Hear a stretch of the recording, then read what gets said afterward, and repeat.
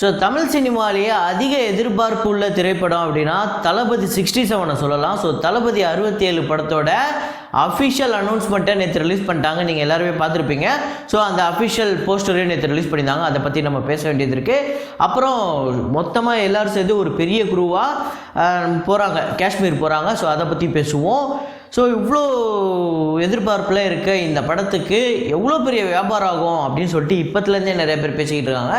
So அதை பற்றி நம்ம பேசுவோம். அப்புறம் பத்தான் படத்தோட டே 6 கலெக்ஷன், அதாவது டே 1, டே 2, டே 3 இதெல்லாம் ரிலீஸ் ஆன first day, second day collection ஆகும். அப்புறம் சாட்டர்டே, சண்டே கலெக்ஷன் ஆகும். ஆனால் வீக் டேயில் ஒரு படம் எவ்வளோ கலெக்ட் ஆகும்? ஆமாங்க, வீக் டேலையுமே நம்ம பயங்கரமாக ஷாக் ஆகிற அளவுக்கு இந்த படம் வசூல் இருக்குது. ஸோ அது எவ்வளோ அப்படிங்கிறத பார்ப்போம். அப்புறம் வாரிசு துணிவு இந்த படத்தோட வசூலையும் பார்ப்போம். அப்புறம் நான் உங்ககிட்ட ஒரு கேள்வி ஒன்று கேட்குறேன், அந்த கேள்விக்கு பதிலை போடுங்க. என்ன அப்படின்னா, ஒரு படம் 45 கோடி 30 நாளில் வசூல் பண்ணியிருக்கு அப்படின்னா அந்த படத்தோட டே 1 கலெக்ஷன் எவ்வளோவா இருக்கும், அந்த படத்தோட டே 30 கலெக்ஷன் எவ்வளோவா இருக்கும் அப்படிங்கிறத நீங்கள் என்ன யூகிக்கிறீங்க அப்படிங்கிறத கமெண்ட்டில் போடுங்க. ஸோ அதை பற்றி நம்ம பேச வேண்டியது இருக்குது. இது இல்லாமல் ஒரு நண்பர் 1001 படத்தோட கலெக்ஷன் ரிப்போர்ட் கேட்டிருந்தாரு. 1001 படத்தோட வசூலியை இந்த வீடியோவில் நம்ம பார்ப்போம். ஸோ வீடியோக்குள்ளே போகிறதுக்கு முன்னாடி நம்ம சேனலை நீங்கள் சப்ஸ்கிரைப் பண்ணல அப்படின்னா பண்ணிவிடுங்க. பக்கத்தில் இருக்க பெல் ஐக்கனோட ப்ரெஸ் பண்ணிவிடுங்க. வாங்க வீடியோக்குள்ளே போகலாம். ஸோ நேற்று சொல்லியிருந்தேன் வீடியோ ஆரம்பத்தில், இந்த மாதிரி நம்ம சேனலில் மெம்பர் ஆகணும் அப்படின்னா கீழே ஜாயின் அப்படிங்கிற பட்டன் கொடுத்தாங்கன்னு சொல்லிட்டு. ஸோ நிறைய பேருக்கு அது புரியலைன்னு நினைக்கிறேன். மறுபடியும் சொல்கிறேன், நீங்கள் நம்ம சேனலுக்கு மெம்பர் ஆகணும் அப்படின்னா கீழே ஜாயின் அப்படிங்கிற ஒரு பட்டன் இருக்குது. நீங்கள் அதில் மெம்பர் ஆனீங்க அப்படின்னா நம்ம வரப்போகிற நாட்களில் மெம்பருக்கு தனியாகவே சிறப்பான வீடியோக்கள்லாம் நம்ம போட போகிறோம்.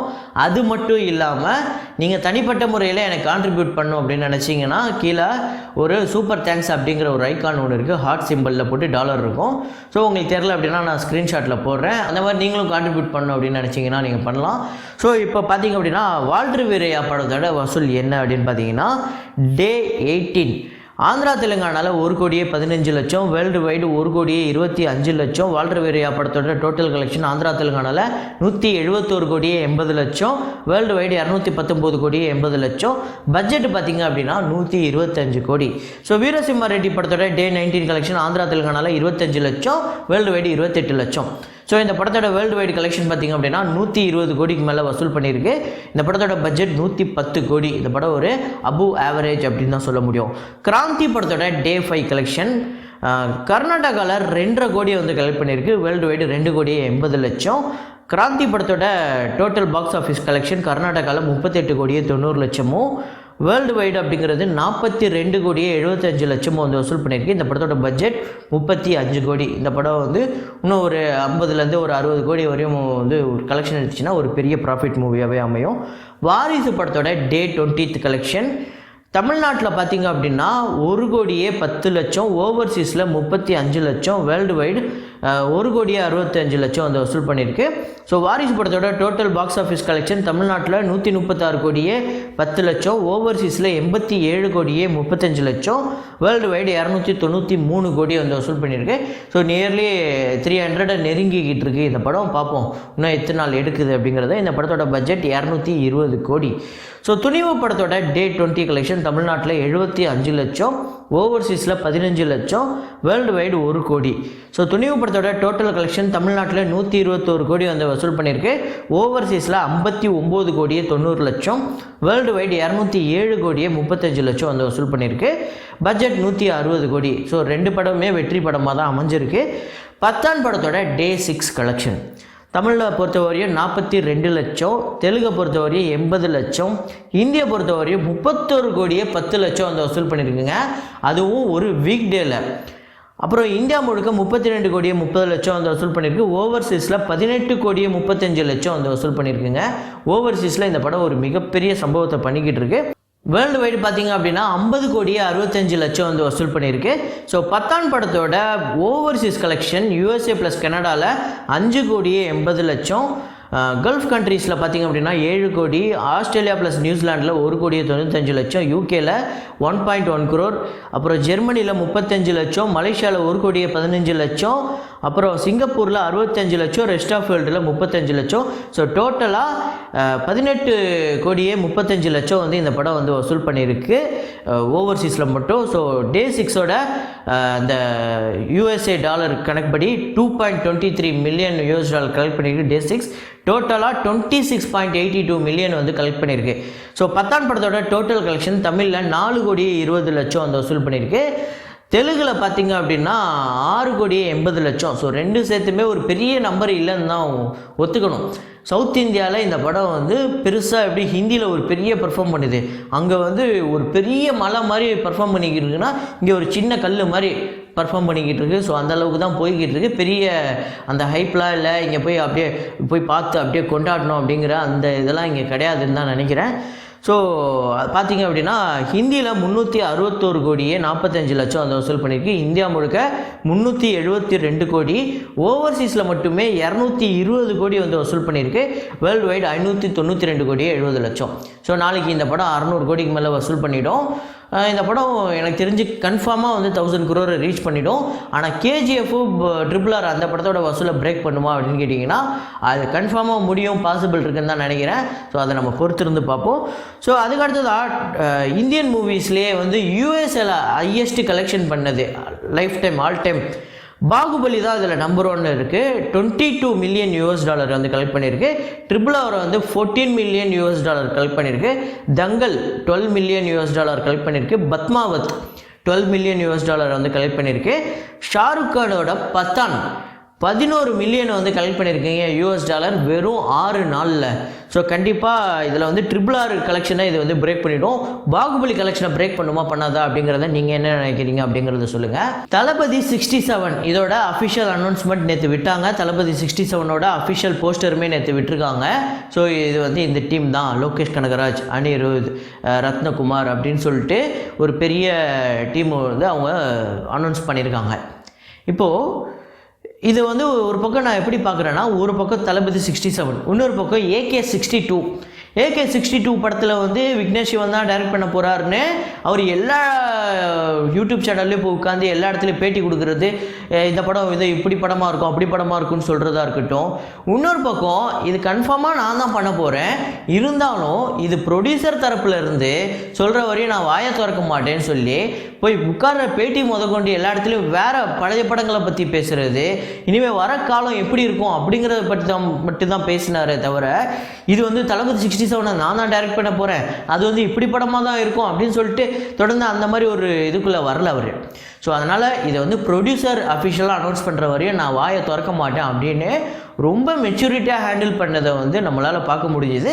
ஸோ அதுக்கு வந்து அவருக்கு ஒரு மிகப்பெரிய ஹேட்ஸ் ஆஃப். ஏன்னா இந்த அளவுக்கு வந்து ஒரு மெச்சூரிட்டி இந்த இதில் வந்து பண்ண முடியுமா அப்படின்னு கேட்டிங்கன்னா, அதுவும் விஜய் சாருக்கு படம் பண்ணுறதெல்லாம் ஒரு எவ்வளோ பெரிய ஹைப்பு, எல்லாருக்கிட்டையும் சொல்லி தம்பட்டை அடிக்கிறது ஒரு பக்கம், இன்னொரு பக்கம் அது ஆகட்டும், அது ஒரு பக்கம் சொல்லட்டுங்க, அதெல்லாம் நடக்கட்டுங்க, அது அஃபிஷியலாக ப்ரொடியூசர் தரப்புலன்னு சொல்லட்டுங்க அப்படின்னு ரொம்ப பக்குவமாக இருக்கக்கூடிய ஒரு ஆள். ஸோ லோகேஷ் கனகராஜை பார்க்கும்போது ரொம்ப வியப்பாக இருக்குது. நான் அப்படி இருப்பேனான்னு கேட்டிங்கன்னா இருக்க மாட்டேன், நம்ம வாயிலாக சும்மா இருக்காது, இருக்க மாட்டேன். ஸோ அதுக்கடுத்து இந்த தளபதி 67 போஸ்டர் பார்த்திங்க அப்படின்னா அதை திருப்பி போட்டு அதிலிருந்து LCUன்னு ஒன்று போட்டு அதில் தேல் ஒன்று போட்டு இது கைதி யூனிவர்ஸில் வருது, ஸோ கன்ஃபார்மாக LCUவில் வருது. அப்புறம் LCU இல்லை அப்படின்னு இன்னொரு பக்கம் சொல்லிட்டு இருக்காங்க. கன்ஃபார்மாக இந்த படம் LCU தான் அப்படிங்கிறது ஒரு பக்கம் சொல்லிட்டு தான் இருக்காங்க. ஸோ கன்ஃபார்மாக LCU தான் அப்படிங்கிறத நானுமே கன்ஃபார்ம் பண்ணுறேன். ஸோ இது LCU தான். ஸோ இந்த படம் பார்த்திங்க அப்படின்னா இப்போ ரீசெண்டாக சஞ்சய் தத் அவருமே வந்து கன்ஃபார்ம் பண்ணியிருக்காரு இந்த படத்தில் அவருமே ஒரு பார்ட்டாக இருக்கிறதா சொல்லி.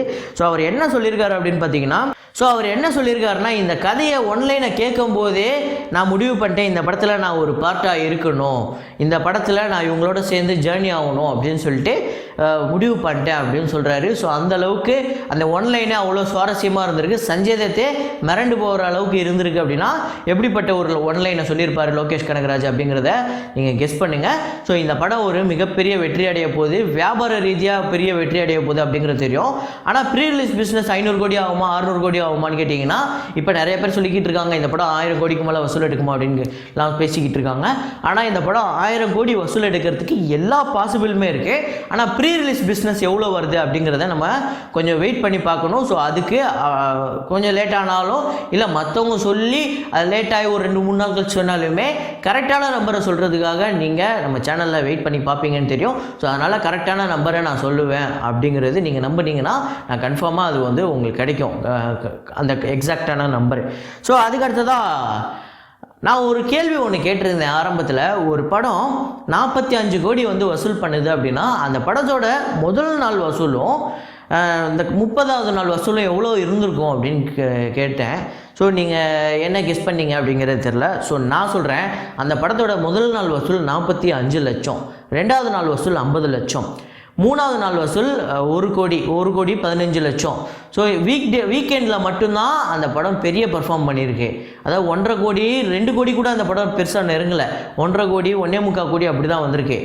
ஆனால் அந்த படத்தோட 32வது நாள் கலெக்ஷனை நான் சொல்கிறேன், நீங்கள் ஷாக் ஆகிடுவீங்க. ஃபஸ்ட்டு டே என்ன கலெக்ஷன் பண்ணிச்சோ அதே கலெக்ஷனை தான் பண்ணியிருக்கு, 45 லட்சம். அது எந்த படம் அப்படின்னு கேட்டிங்கன்னா மாளிகைப்புறம் அப்படிங்கிற மலையாள மூவி தாங்க. இந்தியா முழுக்க 36 கோடியே 45 லட்சம் வந்து வசூல் பண்ணியிருக்கு.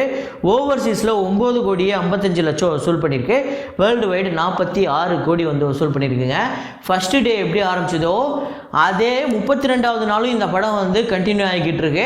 ஸோ இதுக்கு பேர் தான் கண்டென்ட் மேட்டர்ஸ். பெரிய ஸ்டார் இருந்தால் ஃபஸ்ட்டு ஓப்பனிங் பெருசாக இருக்கும், அது ஓகே. இப்போ பெரிய ஸ்டார் இருந்திருந்தால் இந்த படத்துக்கு வந்து இப்போ கிராந்தி மாதிரி ஒரு பெரிய ஸ்டார், அங்கே கர்நாடகாவில் ஒரு பெரிய ஸ்டார், கிராந்தி மாதிரி ஒரு படத்துக்கு வந்து ஒரு 5 நாளில் அந்த கலெக்ஷன் எடுத்துடுறாங்க. ஆனால் அது பெரிய விஷயம் இல்லை. இப்போ இந்த படத்தோட பட்ஜெட் ரொம்ப 5 கோடிக்கு கம்மி அப்படின்னு சொல்கிறாங்க இந்த மாளிகைப்புறத்தோட பட்ஜெட்டு. ஸோ இப்போ பார்த்தீங்க அப்படின்னா கண்டென்ட் மேட்டர்ஸ் அப்படின்னு சொன்னேன்ல. ஸோ கதை நல்லா இருக்குது அப்படின்னா எத்தனை நாள் ஆனாலும் அது ஓடுங்க அப்படிங்கிறது இந்த படம் அதுக்கு ஒரு உதாரணம். அதுக்கடுத்ததான் நம்மக்கிட்ட 1001 படத்தோட கலெக்ஷனை ஒருத்தர் கேட்டிருந்தார். ஸோ ஃபஸ்ட்டு 1001 இன்றைக்கி காலகட்டத்துக்கு, அதாவது 2010 ரிலீஸ் ஆன அந்த படத்தோட வசூலை கேட்டிங்க அப்படின்னா அதுக்கு நான் வந்து சொல்லணும்னு அவசியம் இல்லை. செல்வராகவனே என்ன சொல்லியிருக்காருன்னா, the actual budget of 1001 was 18 crores but we decided to announce it as a 32 crore film to hype it as a mega budget film. அதாவது 18 கோடிக்கு எடுத்து பெரிய பட்ஜெட் ஃபில்மாக வந்து ஹைப்பை க்ரியேட் பண்ணுறதுக்காக நாங்கள் 32 கோடின்னு சொன்னோம். கடைசியில் நாங்கள் எவ்வளோ பணம் போட்டோமோ அவ்வளோதான் அந்த படம் கலெக்ட் பண்ணியிருக்கோம். அப்படின்னா அது ஒரு ஆவரேஜ் மூவி தான். அப்போது அது நீங்கள் சொல்கிற மாதிரி பெரிய ஃப்ளாப்லாம் கிடையாது. ஸோ நாங்கள் அந்த டைமில் பெரிய ஹைப்பை க்ரியேட் பண்ணுறதுக்கா அப்படி ஒன்று பண்ணோன்னு. ஸோ அவரே சொல்லிட்டாரு, இந்த படத்தோட கலெக்ஷனுமே 18 கோடி தான், இந்த படத்தோட பட்ஜெட்டுமே 18 கோடி தானே. ஸோ அதனால் இதை பற்றி பேசுகிறதுக்கு நம்மளுக்கு வேலை இல்லை. தளபதி 67 ப்ரோமோ இப்போ 3ஆம் தேதி வருது. அதுக்காக பயங்கர மரண வெயிட்டிங் அப்படிங்கிறதெல்லாம் தெரியும். ஆனால் தளபதி 67 படத்துக்காக எந்த அளவுக்கு வெயிட் பண்ணுறீங்க அப்படிங்கிறத சொல்லுங்கள். அப்புறம் இந்த மாளிகைப்புறம் படத்தோட இந்த வசூலை சொன்னேன் இல்லை, கண்டென்ட் மேட்டர்ஸ் அப்படின்னு. ஸோ அதை பற்றி என்ன நினைக்கிறீங்க அப்படிங்கிறத சொல்லுங்கள். ஸோ 10ஆம் படத்தோட இந்த 1000 கோடி வசூல் எடுக்குமா எடுக்காதா அப்படிங்கிறத சொல்லுங்கள். அப்புறம் முக்கியமான விஷயம், நம்ம விஷயத்துக்கு வர என்ன அப்படின்னா, நம்ம சேனலுக்கு மெம்பர் ஆகணும் அப்படின்னா கீழே இந்த ஜாயின் பட்டன் அமைக்கிடுங்க. அப்புறம் அந்த சூப்பர் தேங்க்ஸ் நீங்கள் கான்ட்ரிபியூட் பண்ணணும் அப்படின்னு நினச்சிங்கன்னா அது மூலியமாகவும் பண்ணலாம். ஸோ இதே மாதிரி ஒரு வீடியோவில் இதே மாதிரி ஒரு கலெக்ஷன் ரிப்போர்ட்டில் மீண்டும் நான் உங்களை சந்திக்கிறேன். உங்கள் வீடியோலாம் பார்க்குறதே பெருசு, இதில் உனக்கு வந்து மெம்பராக ஜாயின் பண்ணணும், சூப்பர் தேங்க்ஸில் காசு போடணுமாகும் அப்படின்னு கேட்க போகிறாங்க கமெண்ட்டில். சரி பார்ப்போம்.